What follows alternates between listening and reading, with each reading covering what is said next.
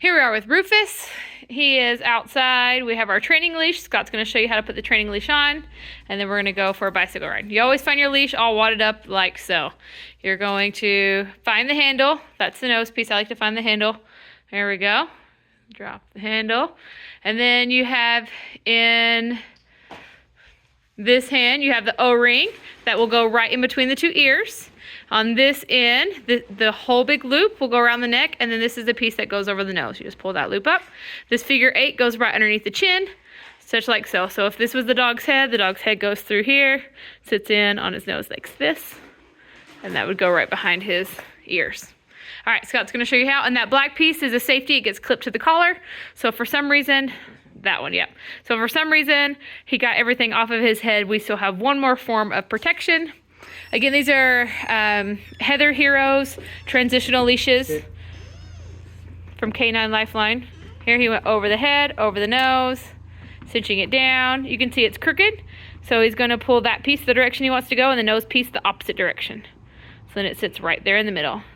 When he lifts up the weight of an apple, he's going to be able to have an inch between that little black keeper you just saw him push down. There we go. And that O-ring. And then he's going to put that safety on Rufus's collar. So now we have it over the nose, behind the ears, and then you can see it sitting up high behind his ears, not down low where his collar is. This is a training halter, a face harness, and so we want it to go right around his head. Here he's sitting calm, cool, and collected. He's starting to whine, so Scott's kind of just moving back and forth, but Rufus has to sit there calm, cool, and collected without moving and not whining. And once he's ready, Scott will give a little tug on that leash that invites him in. Once he's in, he'll put his bum down again. He's set right in front of the door. Scott's didn't actually want him on the bed. He just wanted him to come in and sit down. Rufus is rubbing his face. That's okay. It's just like getting used to anything in life. I wear my smartwatch all the time. In the beginning, I rub my hand a lot. And then I start to love my smartwatch. Here you can see as he walks through the home, same rules apply. Nice loose leash. We want Rufus to walk with us. Even in the home, he lifts up that weight of an apple. Rufus puts his bum down. He opens the door.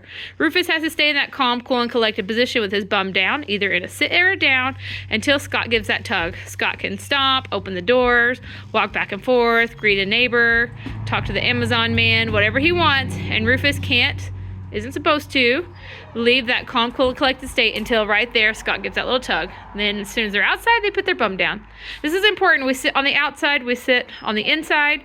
I want to be able to eventually be able to greet my neighbor when Rufus has earned the privilege of being off his bed and Rufus not run right out the door.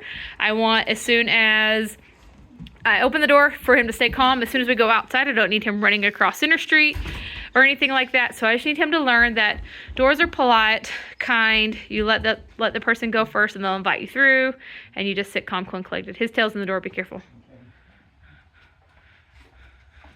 There we go, he's set both ways, and now we're going off on a bicycle ride.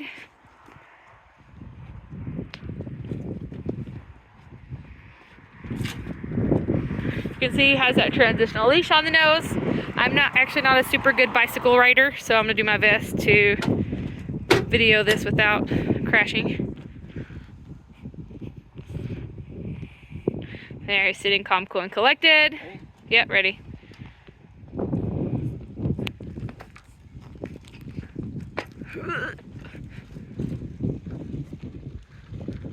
So he's using those same skills, giving a little flick right there to get Rufus to go with him. He's wanting that nice loose leash. Rufus to walk with him. There, look at that nice loose leash. You can see Scott has the leash tied to his pocket and then is just walking Rufus with fingertips. Sometimes we get in the habit of holding on so tightly to that leash we don't notice when there's a little bit of pressure. We want there to be zero pressure on this leash. We want that nice little U, J shape, so there's no pressure on the leash. What happens when we start getting a little bit of pressure is it builds and builds and builds, and then we desensitize Rufus to actually walking on a loose leash pretty soon. Before you know it, look at the cows. He's pulling too much. So we really want to make sure we work with him on keeping that nice loose leash. no matter what we're doing, whether we're jogging down the road, riding a bicycle, going for a walk, pushing the stroller, whatever that might be. Here, Scott's speeding up. I gotta catch up. Rufus is getting up to a nice run. I guess I gotta pedal faster. So I don't know if you can see it, I can feel it. Scott's riding pretty quickly, and Rufus is at a really good run right now. Good open run, still working on that leash. Now he's slowing down because there's a stop sign. So he's giving some flicks to Rufus, asking Rufus to slow down. He's doing some little twirls there, so Rufus would scoot over so that he could turn. And we want Rufus to pay attention to Scott. So if he's doing those serpentines or he's turning or whatever, we need Rufus focusing on Scott, just like as if we're on a regular walk, paying attention to him so that everyone can stay safe. He's actually doing a really good job focusing and paying attention. Oh, we're turning across gravel. And that was good. Rufus did well. I didn't crash, so I feel pretty proud of myself. There, Rufus is playing with the leash just a little bit. Scott's just ignoring it. Just gonna keep going. He'll get used to it and it will become something that he really loves. In the beginning, it loses all power, right? He can't pull anymore. He can't force us to do what he's wanting, so he doesn't love it. But pretty soon, it becomes this amazing thing of where he doesn't have to have anxiety anymore, and he doesn't have to lead the walk, and he doesn't have to do anything. It's a freedom, right? But in the beginning, it's the boundaries before you can actually feel the freedom. And so that's okay. You just let him play with it. If we're stopped and we're waiting, you've seen the videos, I play back so that he doesn't get it off of his nose. Once he gets it off his nose a couple times, he's learned he can take it off, and so we don't want that. But he's doing good. Just going for a good little jog again. Oh, Scott's going a little faster because Rufus kept playing with it. So Scott's gonna make him run. There, he broke gait and now he's at a nice run. Ooh, they're leaving me in the dust. Rufus jumped the manhole. He didn't like that manhole right there. That was cute. Going past all the cows again. Scott's doing some flicks up there. I can see him flicking, slowing Rufus down, helping him focus on Scott.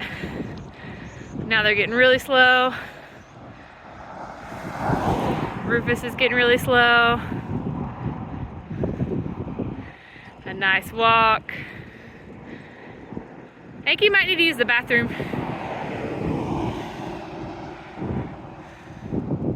You can go to our house after this truck. I said he might need to use the bathroom just the way he's walking. So it's hard to stop on a bicycle and use the bathroom. So we're by the house, so we'll just stop right quick and show you how we would use the restroom. Scott's lifting up that weight of an apple, waiting for Rufus to put his bum down. There he goes. Scott's shaking the bicycle, moving it around, helping him understand he doesn't need to move or anything. Here, Scott's gonna lengthen out the leash.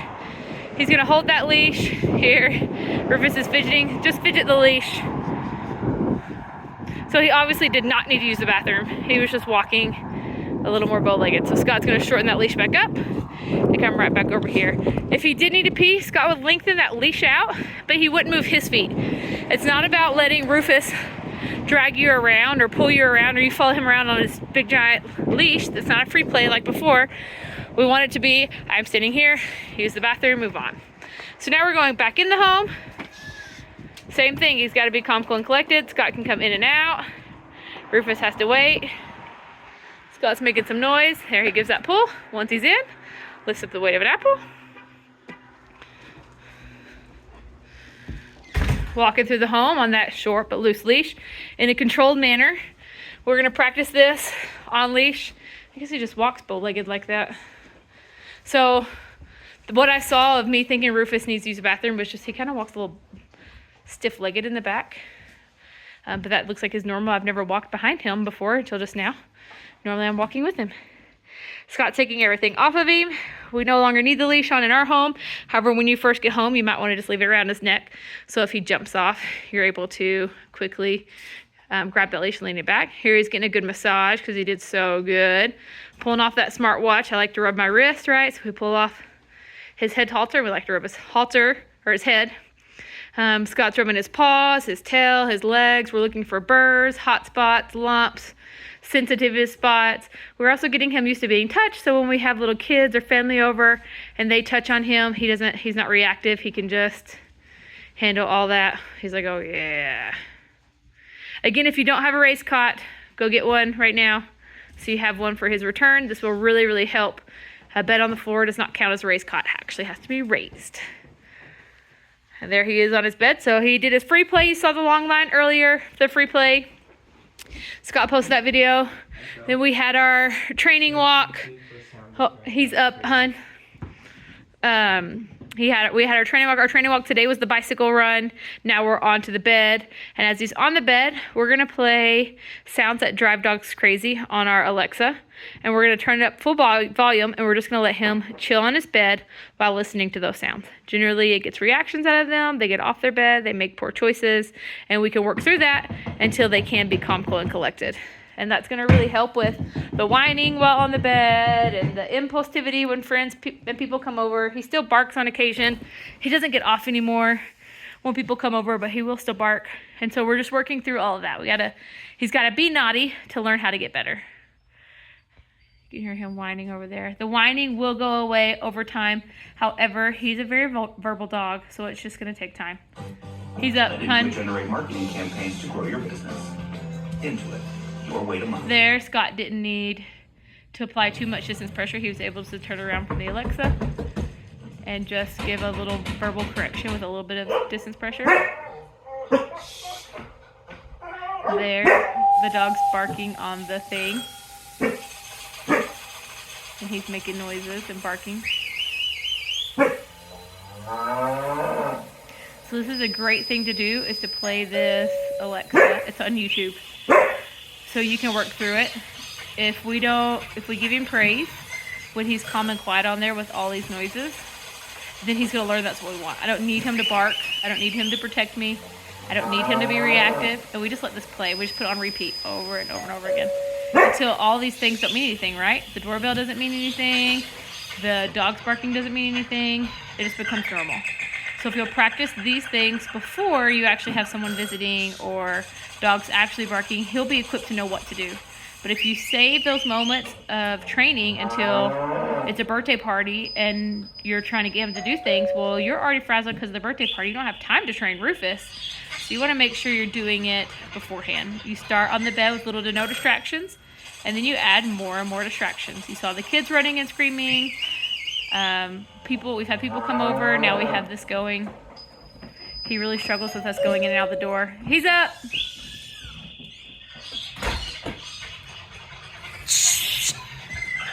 Scott left, so I gotta walk over and correct.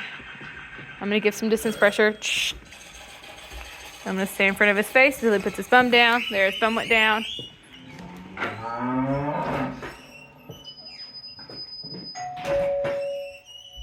So Scott's just practicing because we got a reaction out of him. So we're gonna practice it until the reaction stops. I think he thought we were gonna throw that ball.